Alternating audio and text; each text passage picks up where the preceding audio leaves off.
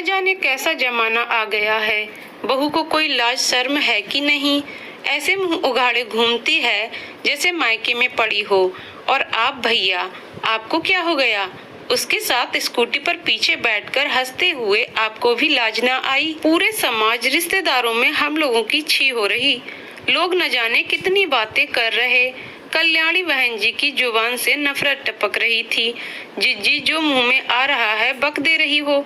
कम से कम बोलते समय रिश्तों का तो लिहाज करो। लोगों का क्या है, उन्हें बातें बनानी है और बेमतलब के अफवाह फैलानी है।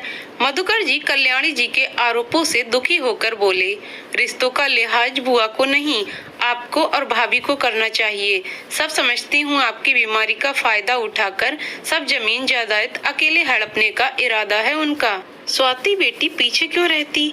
वो भी अपने मन का मैल झाड़ने लगी। सबके इल्जामों को सुनकर पाखी और आरब को गुस्सा आ गया। पाखी जवाब देने ही जा रही थी कि मधुकर जी ने उसे रोक दिया। रुक जाओ बहू, आज तुम नहीं, मैं सबको जवाब दूंगा। तुम इधर आओ मेरे पास। पाखी मधुकर जी के पास खड़ी हो गई। मधुकर जी ने पाखी का हाथ अपने हाथों में लिया और कसकर पकड़ लिया। नहीं आती कोई शर्म या लाज? और क्यों आए? क्या एक पिता को अपनी बेटी का हाथ पकड़ने में शर्म महसूस होनी चाहिए? क्या एक बहन को अपने भाई के साथ घूमने में झिझक महसूस करनी चाहिए? कहाँ थी तुम दोनों जब मुझे एक बहन और बेटी की जरूरत थी?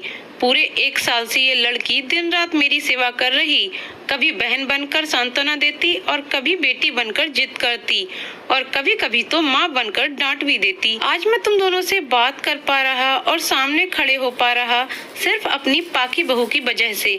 आरब का जॉब फील्ड वाला है, बेचारा सुबह जाता तो रात तक ही वापस आता, लेकिन फिर भी जब भी उसे समय मिला उसने किया। तुम दोनों ने तो मेरी देखभाल करने से ही इनकार कर दिया था। क्या कहा था? मेरा यूं बिस्तर पर पेशाब पोटी करना तुम्हें घिन लगता है? मेरे पास से तुम दोनों को बदबू आती थी क्योंकि खाना खाते समय मैं खाता कम था और गिराता ज्यादा था। मुझे बेसहारा छोड़कर चले गए ये कहकर कि बेटा बहू करेंगे। तब तुम दोनों ने ये नहीं सोचा कि बहू अपने ससुर का काम कैसे करेगी या फिर ससुर बहू से ये सब कैसे कराएगा। इसने बहू बनकर ही सेवा की, लेकिन इस 1 साल में कब वो बेटी बन गई मुझे भी पता नहीं। थोड़ा ठीक होने पर पाखी मुझे स्कूटी पर बैठाकर फिजियोथेरेपी के लिए डॉक्टर के पास ले जाती थी। घर बाहर मुझे और बच्चों को पाखी अकेले संभाल रही थी। तब ये पड़ोसी और रिश्तेदार कहाँ थे? आज जब चलने फिरने लगा तो आ गई अपना जायदाद पर हक दिखाने। कान खोलकर सुन लो तुम दोनों, आज और अभी से तुम जैसे रिश्तेदारों के लिए अपने घर का दरवाजा बंद कर रहा हूँ। जाओ और जाकर उन रिश्तेदारों के साथ जो अफवाह फैलानी है फैलाओ, हमें कोई फर्क नहीं पड़ता। जो मेरे दुख के साथी नहीं उनसे मेरा कोई रिश्ता नहीं। मधुकर जी की बातों को सुनकर कल्याणी बहन और स्वाति का ही मुंह शर्म से झुक गया। उनके झुके सिर को देख मधुकर जी व्यंग से पाकी और आरब से बोले, न जाने कैसा जमाना आ गया है। बहन और बेटी जायदाद के लालच में अपनों पर ही इल्जाम लगा रही। आपको मधुकर जी का जवाब कैसा लगा और आप क्या सोचते हैं? क्या बहू बेटी बनकर अपने पिता तुल्य ससुर की सेवा नहीं कर सकती?